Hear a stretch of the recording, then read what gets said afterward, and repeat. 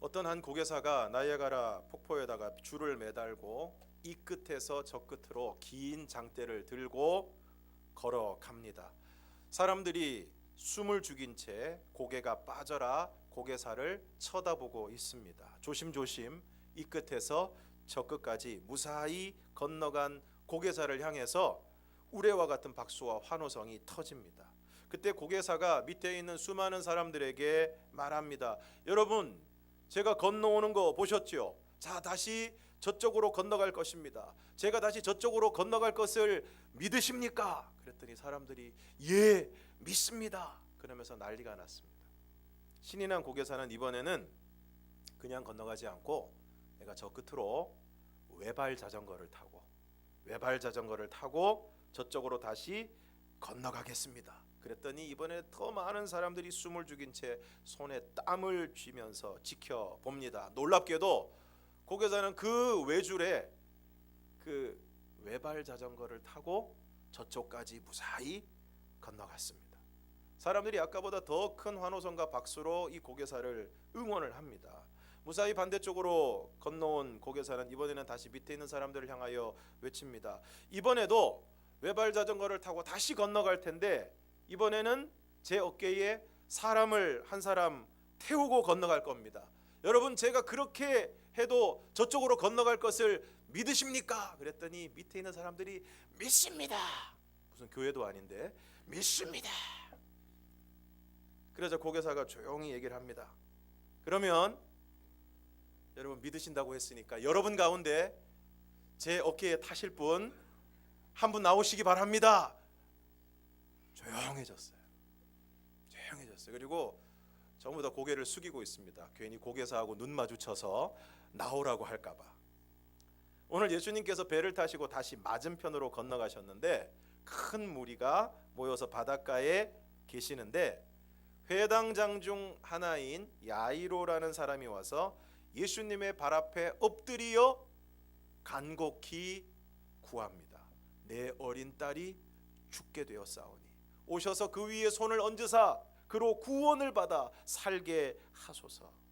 회당장은 유대인들의 집회 장소인 회당의 건물 관리 및 안내, 예배에 관련된 제반 업무를 맡아서 보는 사람들에게 아주 덕망 높은 직책이었습니다. 그리고 당시 회당장들은 바리새인이거나 바리새인에게 동조하는 사람들이었습니다.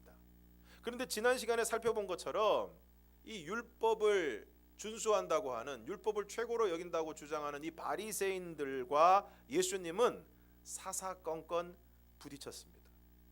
심지어는 헤롯 당과 함께 예수님을 어떻게 죽일까 공모를 할 정도로 예수님을 미워했습니다. 그런데 오늘 그와 같은 바리새인 혹은 바리새인에 동조하는 회당장이 바리새인들이 가장 미워하는 예수님의 발 앞에 엎드린 것입니다. 그리고 그냥 엎드리기만 한 것이 아니라 그 예수님에게 간곡히 구하고 있습니다. 사랑하는 성도 여러분, 오늘 여러분은 최근에 누군가에게 무릎을 꿇어보신 적이 있으십니까? 최근 본 영화에서 한 기획사 사장이 음반회사 회장을 찾아가서 소속 가수의 음반을 내달라고 사정을 하다가 그 회장이 이전에도 몇 번 내줬는데 실패하지 않았느냐라고 하면서 난색을 표명을 하니까 주저없이 그 회장의 앞에 무릎을 꿇고 그 회장에게 부탁하는 모습을 보았습니다. 정말 절박한 상황이 되면 무릎을 꿇게 됩니다. 그런데 오늘 이 사람은 사람들에게 덕망이 높은 회당장이고 바리새인 혹은 바리새인에게 동조하는 사람인데 바리새인들이 가장 미워하고 배척하는 예수님에게 엎드렸습니다. 왜 이렇게 한 것입니까? 자식 때문입니다. 누가복음 8장 42절에 보면 회당장의 딸은 외동딸이었다고 이야기합니다. 자신의 딸이, 그리고 하나밖에 없는 딸이 지금 죽게 된 것입니다. 회당장이고 바리새인이고 자기 체면, 사회적 지위, 자신의 사상, 그런 것들이 죽어가는 딸 앞에서는 별로 중요하지 않았습니다. 문화부 장관을 지내시고 우리나라 최고의 지성이고 석학이라고 불리는 이어령 교수가 예수를 믿게 되었다고 했을 때 사람들은 많이 놀랐습니다. 평생을 최고의 지성을 자랑하고 수많은 글을 쓰고 철학에 대해서, 문화에 대해서, 역사에 대해서 수많은 가르침을 베풀었던 바로 그 최고의 지성이, 그것도 70이 넘은 나이에 예수를 믿게 된 것은 역시 다름 아닌 그의 딸 때문이었습니다. 그의 딸이 암에 걸리고 눈의 시력을 점점 잃어서 실명할 지경에 이르게 되었을 때, 그 위기 상황에서 이어룡 교수는 하와이에 있는 한 교회를 찾아가서 이렇게 기도를 했다고 합니다. 하나님, 나의 사랑하는 딸에게서 빛을 거두시지 않는다면 남은 삶을 주의 종으로 살겠습니다. 이런 간절함 덕분인지 기적적으로 그의 딸이 다시 빛을 보게 되고 건강을 되찾게 되었습니다. 그는 그때 자기 딸에게 이렇게 고백을 했다고 합니다. 나의 지식과 돈이 너를 구하지 못했다. 정말 내가 주 안에서 편안함을 얻었다면, 새로운 생명을 얻었다면 나의 무력함이 증명된 것이 아니냐. 내가 이 무력함에 매달려 지금까지 살았구나. 동행하자. 지금 자신은 없지만 내가 시력을 잃어가면서 본 빛을 나에게도 보이게 해달라. 사랑하는 딸의 연약함이 무려 70년 이상을 자신의 지성과 철학만을 의지하여 살아온 아버지를 예수님 앞으로 인도했습니다. 오늘 회당장이 예수님의 발 앞에 엎드렸습니다. 그리고 간곡히 구합니다. 사랑하는 성도 여러분, 오늘 여러분의 삶 가운데 여러분의 힘으로는 도저히 해결할 수 없는 문제가 있으십니까? 그 문제 앞에 산없는 무기력함을 경험하고 계십니까? 여러분 자신의 연약함, 여러분의 자녀, 사랑하는 가족의 연약함으로 인해 도무지 어떻게 해볼 수 없는 상황 가운데 계십니까? 그렇다면 오늘 회당장이 자신의 지위와 체면을 전혀 생각하지 않고 예수님의 발 아래 엎드린 것처럼 오늘 저와 여러분도 예수님의 발 앞에 엎드릴 수 있기를 바랍니다. 그리고 여러분의 문제와 연약함을 위해 간곡히 구하시기를 바랍니다. 정말 안타까운 것은 도저히 자기 힘으로는 해결할 수 없는 절체절명의 위기 상황 가운데서도 예수님을 찾지 않는다는 것입니다. 예수님 앞으로 나오지 않는다는 것입니다. 여러분, 자존심이 무슨 소용입니까? 체면이 무슨 소용입니까? 다른 사람의 시선이 무슨 소용입니까? 딸이 살아야 되지 않겠습니까? 내가 살아야 되지 않겠습니까? 그러므로 언제든지 주님 앞으로 나와 엎드리시기를 바랍니다. 그러면 여러분의 문제와 질병을 우리 주님께서 해결해 주시고 치료하여 주실 줄 믿습니다. 이에 주님께서 그와 함께 가십니다. 그러자 큰 무리가 따라가며 애워싸 밀었다고 이야기하고 있습니다. 회당장이 지금 예수님 앞에 와서 엎드린 것 자체가 큰 사건입니다. 어떻게 회당장이 그렇게 미워하고 반대하고 배척하는 예수님 앞에 와서 엎드릴 수 있는가? 어떻게 그 예수님한테 자기 딸을 고쳐달라고 이야기할 수 있는가? 이 사건 자체가 큰 사건인데 예수님이 이제 고쳐주시겠다고 그 집으로 향하시니까 거기에 있던 사람들, 가르침을 듣던 사람들이 이제 정말 예수님이 거기 가서 그 아이의 병을 고쳐주시는지 안 고쳐주시는지, 정말 기적이 일어나는지 안 일어나는지 사람들이 마구 웅성거리고 막 왁자지껄하면서 예수님을 막 밀고 떠밀려가는 그런 형국이 되었습니다. 그런데 25절에 보니까 그러한 무리 가운데 12해를 혈루증으로 앓아온 한 여자가 나옵니다. 혈루증은 몸에서 계속 피가 흐르는 병입니다. 하혈을 하고 몸에서 계속 피가 흐르는 병입니다. 계속 피가 흐르니까 어지럽고 힘들고 또 당시 사람들이 부정하게 여기는 병이었습니다. 26절 함께 읽겠습니다. 시작. 많은 의사에게 많은 괴로움을 받았고 가진 것도 다 허비하였으되 아무 효용이 없고 도리어 더 중하여졌던 차에. 기가 막히지 않습니까? 몸에서 계속 피는 흐르고 어지럽고 일상생활은 물론이고 사람들을 만나는 것도 거의 불가능하게 되었을 것입니다. 그러니까 이 여인은 어떻게 하든 이 병을 고치기 위해서 우리가 흔히 하는 말로 소위 용하다고 하는 의사들을 다 찾아다닌 것입니다. 그랬더니 이 의사는 이렇게 하라 그러고 저 의사는 저렇게 하라 그러고 이 의사는 이거 먹으라 그러고 저 의사는 저거 먹으라 그러고 이렇게 치료를 받으라고 하고, 그 모든 과정들을 통해서 병은 낫지 않고 몸과 마음은 만신창이가 되고 물질적으로 경제적으로도 너무나도 어려운 지경이 되었습니다. 그럼에도 불구하고 아무 효험이 없고 도리어 더 중하여졌다고 말씀하고 있습니다. 그런데 오늘 우리들 가운데 이러한 경험을 하는 사람들이 적지 않습니다.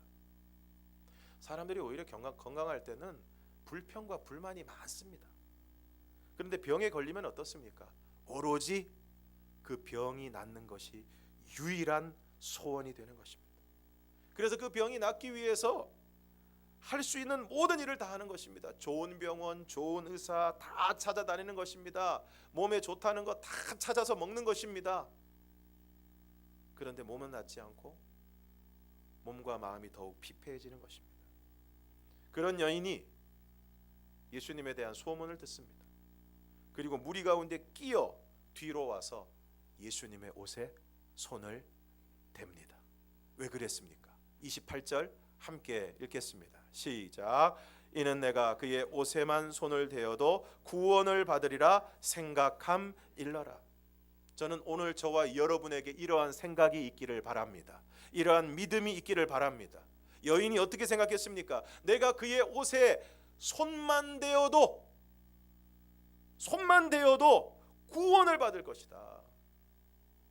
오늘 본문에 나오고 있는 이 여인이 옷에 손을 댄다라는 원어의 의미는 우리가 흔히 생각하는 것처럼 막 예수님 앞에 지나가시는데 막 헤집고 가가지고 예수님의 옷, 그 유대인들이 입는 겉옷, 긴 자락을 늘어뜨리는 그 옷을 그냥 사정없이 붙잡아 당겨서 예수님이 막 뒤로 넘어지고 막 이런 걸 생각을 하시는데, 그렇지 않고 여기 나오는 원어의 의미는 그야말로 이 여인이 손을 내밀어서 예수님의 옷자락에 스치듯이 손을 댄다라는 의미입니다.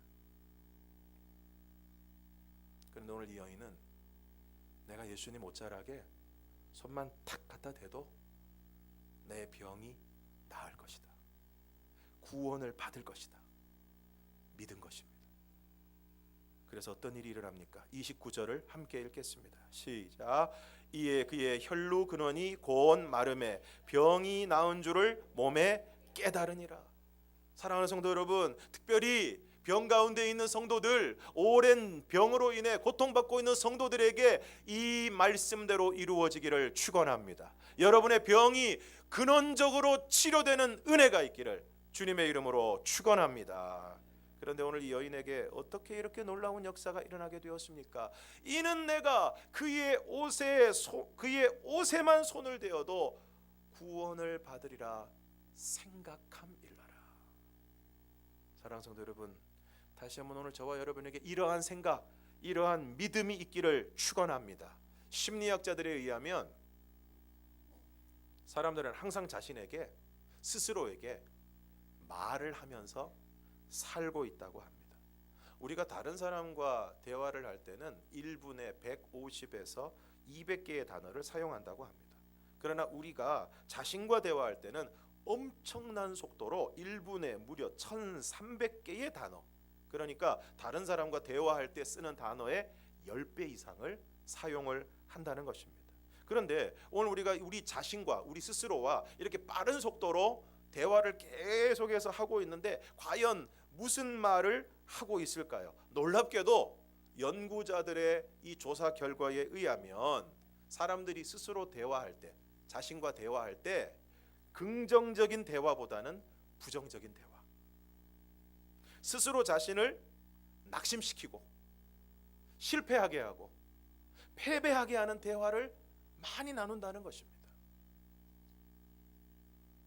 이런 거죠. 나는 안 돼. 나 같은 게 뭐 별 수 있나? 전에도 안 됐으니까 이번에도 안 될 거야. 내 삶에 무슨 소망이 있나? 이런 얘기들을 자신에게 끊임없이 한다는 것입니다.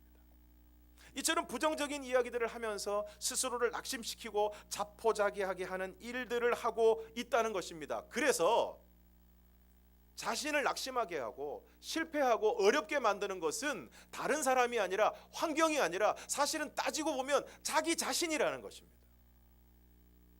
특별히 영적 침체에 빠져 있는 사람들은 점점 자신을 더 그 늪으로 구렁텅이로 밀어넣는다는 것입니다. 부정적으로 대화함으로써 안 될 거야, 또 실패할 거야, 또 어려움을 당할 거야, 또 예전처럼 어려워질 거야, 그러면서 자기 자신의 발목을 스스로가 붙잡고 있다는 것입니다. 그런데 오늘 이 여인은 그동안 많은 의사에게 많은 괴로움을 받았고 가진 것도 다 허비했고, 그런데 효험이 있으면 좋은데, 좀 견딜만 하기라도 하면 좋은데 효험이 전혀 없고 더 중하여졌습니다. 여러분 보시기에 이 여인이야말로 정말 포기해야 될 사람이 아닙니까? 정말 낙심해야 될 사람이 아닙니까? 그런데 예수님에 대한 소문을 들었을 때 이 여인은 생각합니다. 내가 그의 옷에만 손을 대어도 구원을 받을 것 같다. 구원을 받을 것 같다. 그리고 마침내 그 막 에워싸 떠밀고 막 정신없이 가고 있는 그 무리 가운데 끼어서 그 무리의 틈바구니를 마구 헤집고 들어가서 마침내 예수님 가까이 가서 예수님의 옷에 손을 댑니다. 마가복음 2장에서 중풍병자를 구원한 사람들의 믿음이 어떤 믿음이라고 했습니까? 행동하는 믿음, 장애물을 극복하는 믿음이라고 말씀을 드렸습니다. 그런데 오늘 이 여인의 믿음이 과연 그런 믿음입니다. 이 여인의 믿음은 행동하는 믿음이었고 그 장애물을 극복하는 믿음이었습니다. 오늘 이 여인이 내가 예수님의 옷에 손만 대어도 구원을 받을 수 있지 않을까 하고 집에서 뭉개고 있지 않았습니다. 막상 가봤더니 인간들이 얼마나 많은지 예수님 근처에 가기도 힘들겠고 예수님 옷자락은커녕 예수님을 가까이 가서 보는 것도 힘들 지경이었습니다. 안 되겠다, 그냥 오늘 집에 가야 되겠다. 그러지 않았습니다. 손만 대면 나을 것 같았습니다. 구원을 받을 것 같습니다. 그러니까 이 여인이 집을 나서서 예수님이 계신 곳으로 나와왔습니다. 와보니까 사람이 너무 많습니다. 에워싸 마구 밀고 있습니다. 그러나 그 틈바구니를 있는 힘을 다해서 비집고 들어가는 것입니다. 예수님에게 가야만 자기가 구원을 받을 수 있고 예수님에게 가야만 내가 살아날 수 있다는 것을 마음 가운데 믿고 확신하고 되뇌이면서 그 틈바구니를 마침내 비집고 들어가서 마침내 손을 뻗어서 예수님의 옷자락에 손을 대었습니다. 그리고 그 순간 그토록 자신을 고통스럽게 했던, 무려 12년 동안이나 자신을 끈질기게 괴롭혔던 그 혈류의 근원이 마르게 되었습니다. 자신이 나은 것을 몸에 깨닫게 되었습니다. 그러자 예수님이 능력이 자기에게서 나간 것을 아시고 말씀하십니다. 누가 내 옷에 손을 대었느냐? 그리고 둘러보십니다. 여자가 자기에게 이루어진 일을 알고 두려워하며 떨며 와서 예수님께 모든 일을 여쭙니다. 예수님이 말씀하십니다. 34절을 우리가 함께 읽겠습니다. 시작. 예수께서 이르시되 딸아 내 믿음이 너를 구원하였으니 평안히 가라. 내 병에서 놓여 건강할지어다. 할렐루야. 오늘 이 말씀이 저와 여러분에게 주시는 하나님의 말씀이 되기를 축복합니다. 오늘 여러분의 삶 가운데 이 말씀대로 이루어지기를 축원합니다. 오늘 저와 여러분에게 이 여인이 가졌던 믿음이 있기를 바라고, 그 믿음으로 행동하는 믿음, 장애물을 극복하는 믿음을 통해서 정말 우리 주님 앞에 가까이 나오실 수 있기를 바라고, 주님의 옷자락을 정말 우리가 손을 대는 심정으로 주님 앞에 간절한 마음으로 나아올 때 우리 주님을 만나시고 우리 주님의 능력을 덧입으셔서 오늘 저와 여러분이 강건하게 되는 은혜가 있기를 주님의 이름으로 축원합니다. 그런데 이처럼 여인에게 놀라운 구원이 선포되는 바로 그 순간에 한 소식이 전해집니다. 35절을 함께 읽겠습니다. 시작. 아직 예수께서 말씀하실 때에 회당장의 집에서 사람들이 와서 회당장에게 이르되 당신의 딸이 죽었나이다. 어찌하여 선생을 더 괴롭게 하나이까? 회당장의 집에서 사람들이 와서 회당장에게 말합니다. 당신의 딸이 죽었습니다. 죽었다는 것은 뭘 의미하는 것입니까? 끝났다는 것입니다. 소망이 없다는 것입니다. 아무리 아파도 살아있을 때는 그래도 신라 같은 소망이라도 가지고 있었지만 죽으면 이제 소망이 없는 것입니다. 36절을 함께 읽겠습니다. 시작. 예수께서 그 하는 말을 곁에서 들으시고 회당장에게 이르시되 두려워하지 말고 믿기만 하라 하시고, 예수님이 그 소리를 들으셨습니다. 들으셨는데 그 회당장에게 뭐라고 말씀하십니까? 두려워하지 말고 믿기만 하라. 사랑하는 성도 여러분, 오늘 여러분은 무엇 때문에 두려워하고 계십니까? 오늘 여러분에게 주어진 상황을 두려워하고 계십니까? 오늘 여러분의 건강 상태가 두려우십니까? 검사 결과가 두려우십니까? 나를 괴롭히고 힘들게 하는 어떤 사람을 두려워하십니까? 지금도 힘든데 앞으로 더 힘들어질까 봐, 그리고 앞으로의 삶에 별로 소망이 없어서 이러다가 내 인생 끝날까 봐 여러분 두려워하십니까? 주님께서 오늘 우리에게 말씀하십니다. 두려워하지 말고 믿기만 하라. 마가복음 4장 35절 이하에서 예수님이 제자들과 함께 배를 타고 저편으로 건너가십니다. 그런데 갑자기 큰 광풍이 일어나서 물결이 배에 부딪혀 들어와서 배에 가득하게 되었습니다. 물이 배에 가득하게 되었다는 것은 이제 좀 있으면 가라앉는다는 것입니다. 이 제자들이 난리가 났습니다. 근데 우리가 알고 있는 것처럼 제자들은 대부분 어부 출신입니다. 뱃사람들입니다. 전문가들입니다. 풍랑 하루 이틀 만난 거 아닙니다. 처음에는 풍랑이 일고 물이 막 차 들어올 때 자기들이 가지고 있었던 경험과 능력으로 그 문제를 해결하기 위해서 애를 썼을 것입니다. 물을 퍼내고 다시 돛을 잡고 배를 안정시키려고 노력을 했을 것입니다. 그러나 그 광풍 앞에서 자신들의 노력은 아무것도 아니었습니다. 안 되는 것입니다. 그러니까 주무시던 예수님을 깨우면서 말합니다. 선생님이 우리가 죽게 된 것을 돌아보지 않으십니까? 그때 예수님께서 깨셔서 바람을 꾸짖으시고 바다에게 잠잠하라 고요하라 하시니 바람이 그치고 잔잔하게 되었습니다. 그리고 제자들에게 말씀하십니다. 어찌하여 이렇게 무서워하느냐? 너희가 어찌 믿음이 없느냐? 제자들이 왜 이렇게 무서워했습니까? 큰 광풍이 일어나 물결이 배에 부딪혀 배에 물이 가득한 그 상황만을 보았기 때문입니다. 마태복음 14장 25절 이하에 보면 예수님께서 바다 위를 걸어서 제자들에게 오십니다. 그러니까 제자들이 또 유령이 왔다고 또 난리를 피우는데 베드로가 말합니다. 주여, 만일 주님이시거든 나를 명하사 물 위로 오게 하소서. 그리고 예수님이 오라 말씀을 하셔서 베드로가 호기롭게 배에서 내려서 발을 바다 위에 딛는 순간 물 위를 걸었습니다. 예수님을 향해서 걸어갔습니다. 그런데 그러다가 물에 빠져들어갑니다. 왜 그랬습니까? 마태복음 14장 30절 31절을 함께 읽겠습니다. 시작. 바람을 보고 무서워 빠져가는지라 소리질러 이르되 주여 나를 구원하소서 하니 예수께서 즉시 손을 내밀어 그를 붙잡으시며 이르시되 믿음이 작은 자여 왜 의심하였느냐 하시고. 베드로가 걷다가 물 위를 걷다가 왜 빠졌습니까? 바람을 보고 빠졌습니다. 바람을 보면 빠집니다. 예수님을 보면 걸을 수 있습니다. 풍랑을 보면 죽을 것 같습니다.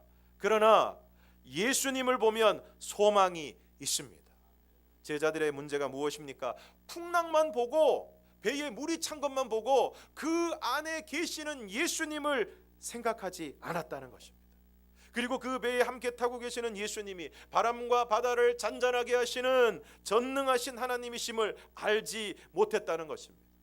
그러므로 사랑하는 성도 여러분, 오늘 여러분의 인생의 배에 예수님이 함께 타고 계심을 믿으시기를 바랍니다. 바람이 잔잔할 때나 풍랑이 몰아칠 때나 예수님은 언제나 어디서나 우리와 함께 하시는 줄 믿습니다. 그리고 그 예수님은 바람과 바다를 잔잔하게 하시고 옷에 손만 대어도 병을 낫게 하시는 전능하신 하나님이심을 믿으시기를 바랍니다. 그래서 오늘 예수님께서 회당장에게 말씀하십니다. 두려워하지 말고 믿기만 하라. 사랑하는 성도 여러분, 오늘 여러분 앞에 펼쳐진 풍랑만 보고 문제만 보고 상황만 보고 두려워하지 마시기를 바랍니다. 오히려 풍랑 가운데, 문제 가운데, 질병 가운데서도 여전히 우리와 함께 하시는 주님을 바라보시고 그 주님을 온전히 신뢰하고 의지하시기를 바랍니다. 이제 예수님이 회당장의 집에 가시니까 사람들이 떠들고 울고 심히 통곡하는 것을 보셨습니다. 그리고 그들에게 말씀하십니다. 너희가 어찌하여 떠들며 우느냐? 이 아이가 죽은 것이 아니라 잔다. 사랑하는 성도 여러분, 오늘 우리에게 주어진 어떤 고난과 안타까운 형편에 그 형편 때문에 너무 쉽게 절망하고 너무 쉽게 포기하고 너무 함부로 말하고 너무 함부로 절망하지 마시기를 바랍니다. 어떤 사람은 시작해 보기도 전에 안 된다고 이야기합니다. 조금만 어려움이 있어도 망했다고 이야기합니다. 사실은 어려움이 있는 것이지 망한 것은 아닙니다. 그리고 하나님의 사람은 하나님이 끝났다고 하시기 전에는 끝난 것이 아닙니다. 진정한 믿음의 사람은 끝까지 소망을 놓지 않는 사람입니다. 다른 사람이 다 끝났다고 해도 그 상황에서 소망을 바라보고 소망을 이야기하는 것이 진정한 믿음의 사람인 줄로 믿습니다. 어느 상점에 불이 나서 다 타버렸습니다. 사람들이 너무나 안타까워서 그 주인을 위로하기 위해서 왔습니다. 그때 그 주인이 그 사람들에게 이렇게 얘기했습니다. 예, 상점은 다 타버렸습니다. 하지만 곧 다시 문을 열겠습니다. 물건은 다 타버렸지만 제 소망은 타지 않았습니다. 40절에 보면 비웃는 사람들이 나옵니다. 꼭 이런 사람들이 있습니다. 뭐 누가 얘기하고 누가 뭘 하려고 그러면 꼭 비웃고 비아냥거리는 사람들이 있습니다. 분명히 죽었는데 잔다고 하니까 비웃는 것입니다. 오늘 우리 주위에도 비웃는 사람들이 있습니다. 아이고, 믿는다고 돼? 예수 믿는다고 돼? 기도를 한다고 돼? 순종한다고 뭐가 이루어져? 예수님께서 그들을 다 내보내신 후에 아이의 부모와 함께 그리고 함께 간 제자들을 데리시고 아이가 있는 곳으로 들어가셔서 아이의 손을 잡고 말씀하십니다. 달리다 쿰. 달리다 라는 말은 어린 암양이라는 뜻인데 소녀들을 부르는 애칭입니다. 우리도 애들 보고 강아지 이러지 않습니까? 어린 암양. 쿰이라는 말은 일어나라는 뜻입니다. 놀랍게도 달리다 쿰 하시니까 죽은 소녀가 곧 일어나서 걷게 되었습니다. 사람들이 곧 크게 놀랐습니다. 비웃었던 사람들은 어떻게 됐을까요? 심히 부끄러웠을 것입니다. 안 된다고 하고 틀렸다고 하고 비웃은 사람들은 부끄럽게 되는 것입니다. 그러므로 오늘 우리에게 필요한 것은 무엇입니까? 예수님의 옷에 손만 대어도 나을 것이라는 믿음입니다. 그리고 오늘 주님의 말씀 꼭 붙들기를 원합니다. 두려워하지 말고 믿기만 하라. 이 믿음을 통해서 오늘 주님이 우리를 치료하시고 우리를 회복시키시고 절망 가운데서 일으키시는 놀라운 은혜를 우리 모두가 경험할 수 있기를 주님의 이름으로 축원합니다. 기도하겠습니다. 주님,